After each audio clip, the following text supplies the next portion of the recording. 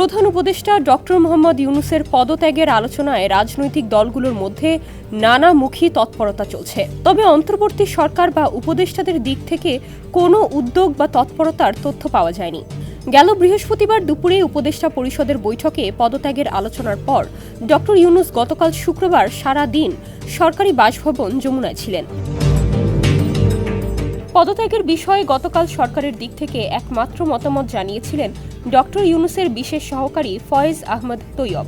তিনি ফেসবুকে লেখেন, প্রধান উপদেষ্টা পদত্যাগ করবেন না। অধ্যাপক ইউনূসের ক্ষমতা প্রয়োজন নেই, কিন্তু বাংলাদেশের জন্য, বাংলাদেশের শান্তিপূর্ণ গণতান্ত্রিক রূপান্তরে ডক্টর ইউনূসকে দরকার আছে। অবশ্য কয়েক ঘণ্টা পর ফয়েজ আহমদ জানান, এই লেখা তার ব্যক্তিগত অভিমত, সরকারি ভাষ্য নয়। সূত্র বলছে, আজ প্রধান উপদেষ্টার সঙ্গে সাক্ষাৎ করবে বিএনপি ও জামায়াতে ইসলামী।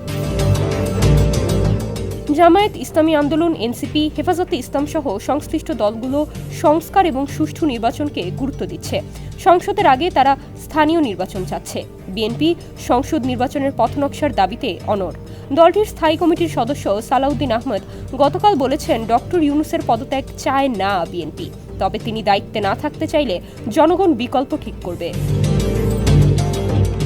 ডক্টর ইউনূসের একজন বিশেষ সহকারী সমকালকে বলেছেন, প্রধান উপদেষ্টা মনে করেন প্রশাসন, পুলিশ এবং নির্বাচন কমিশনের ওপর সরকারের পূর্ণ নিয়ন্ত্রণ নেই।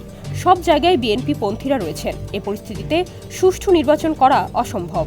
এই বিশৃঙ্খল পরিস্থিতির দায় ডক্টর ইউনূস নিতে চান না।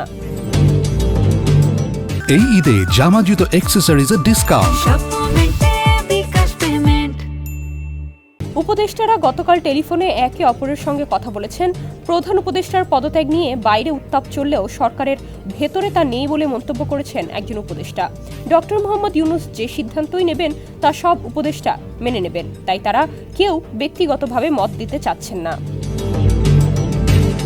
ডেস্ক রিপোর্ট, সমকাল।